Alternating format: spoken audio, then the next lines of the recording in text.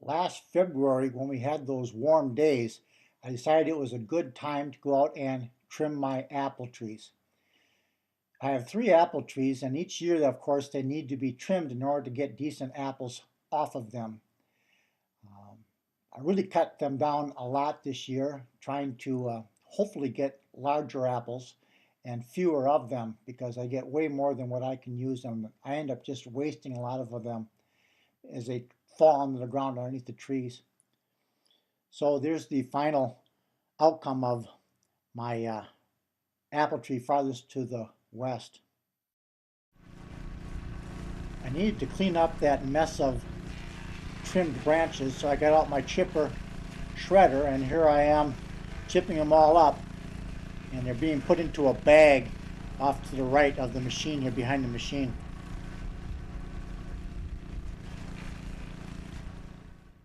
After the bag was full, I put the chipped branches around the base of the tree to act as a mulch, trying to keep the weeds down and keep some moisture in, at least near the trunk. It also makes it easier for me to mow around the apple trees as well.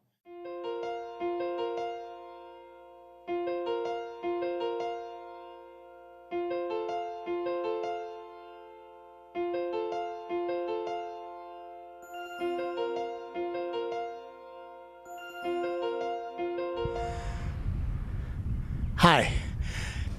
These first 2 evergreens in this shot here, I dug out of my dad's pasture right after we moved into this property, and this is how big they are. The reason I'm showing you these is to indicate where this plant I'm going to dig out came from. The birds get in here and they eat the seeds off the tree, and then they've landed in other trees, and then of course they end up planting these trees in other locations. And I'll show you that here shortly. Located underneath one of my maple trees, you can see a small red cedar tree that has been planted by the birds. Actually, there's 2 of them. There's one right here as well. Actually, I got rid of a number of them. There were probably 6 of them growing down here, but they're all bunched together and it would be too hard to separate them. But what I'm going to do is I'm going to dig these out and transplant them down by my trees in my lower land. Now, maple trees have a real shallow root system near the base of the tree here. They branch way out here. So these trees are oftentimes quite difficult to dig out. So we'll see how well we do here. Got one here and one there. I'll try to transplant both of them. Yeah, I'm into a root right now.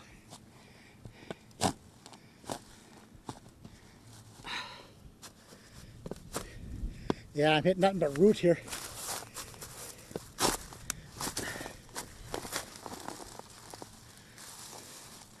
Well, here's what I got. Hope it'll turn out okay. All right, I've got one hole dug right here. Oh, by the way, I'm using my handheld mic to try and knock down the noise from the wind. My onboard mic is really not doing a very good job of cutting out the wind noise. So hopefully laying it on the ground here will keep that wind from causing lots of trouble. So that's why I've got the microphone like that. All right, I've dug one hole here. And I want to make sure that I plant the tree about the same level as what I have the grass right here. So I might have to adjust how much I'm putting in here as to make it level.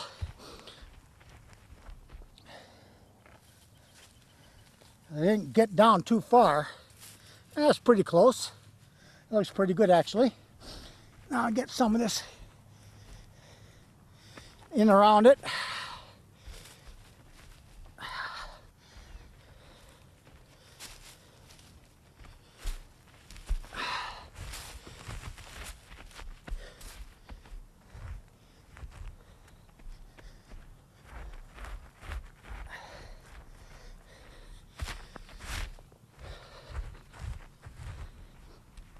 Just looked at the radar on the computer and they've got a storm coming, or got some rain anyhow, if not a storm, coming in here, so it's a good time to transplant this. Get it a good drink of water, natural rainwater. All right, so there's one. I'll go get the other one.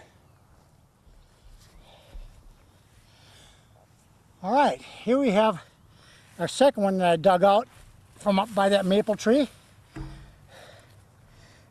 Here are these dandelions right here.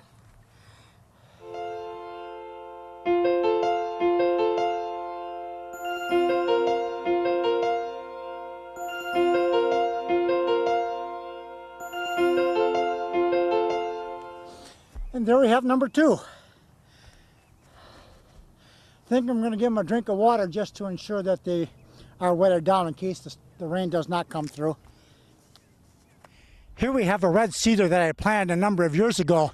So you can see it came quite well. Actually, I've got one more that I planted, but it's not doing as well. So I'll just show you this one. So hopefully in a few years, those two I just transplanted will look like this one. Here I wanted to show you last year's growth on this spruce tree.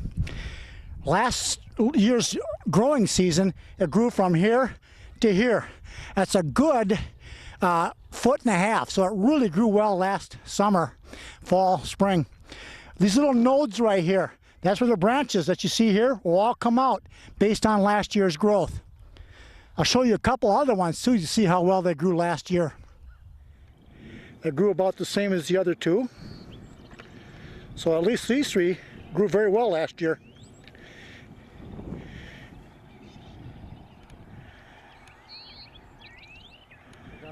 Today is Tuesday, April 18th. We're out here in the morning while we have some sunshine. And you can see we have my strawberries coming up that we talked about in our first episode. They're looking pretty good. I'll just take the camera along and show you how they're coming. You know, some places they're sparse, but most of the places they look like they're coming pretty well. All right, as we walk along here, you can see that this row is coming pretty well. I think they're, a dandelion I need to get rid of. They're spaced enough apart, I think, that they can produce pretty well. But there's also quite a number of them there that we should be able to get quite a few. Here's that stretch I talked about where they didn't come in. I think they'll fill in along the year as I move the runners out in that direction. And then right toward the end here, you see a nice collection of strawberries. Another part of my garden I talked about in my first episode was the asparagus bed. I thought they might be coming up here at this time of the year, but there's not much coming at all. There's one tiny one right there at the bottom of the picture. Other than that, nothing else has come up. I laid down a bunch of grass last fall that came from my yard. I don't think that's keeping them from coming up through. I've looked at a number of different places here and kind of moved the grass a little bit away from the plants, and they have not been coming through, but I see there's a few strawberries that have come up through the grass, so I don't think that's keeping them from coming up. I think it just needs to be more consistently warm, and then they'll be coming just fine. I built a cold frame 2 years ago. This is the third year I'll be using it. I have it placed on the south side of my house. The glass came from Bethesda County Fair out at the county fairgrounds a number of years ago, and I finally put it to use. I've got plants in here growing from seed that I bought at Jung's, and actually some of them were from a few years ago as well. Right here in front, I have a pepper plant that I planted in this pot or planter last year. The material inside I got from the Juneau leaf site. It's decayed organic matter. I dug it out of the garden last year and kept it inside the house all year long. And now I've got out here in the cold frame, see if I can't get some decent growth out of it. I'm not really encouraged right now, but we could get something out of it yet. And hopefully it'll be a lot earlier than some other pepper plants that I might have. Way in the back here, in the left-hand corner, we have watermelon. I planted these just over 2 weeks ago, and they're finally coming up. Looks like I have 3 of them. Oh, looks like there's a 4th one coming up way back here. But I'll thin those out when I put them in the garden.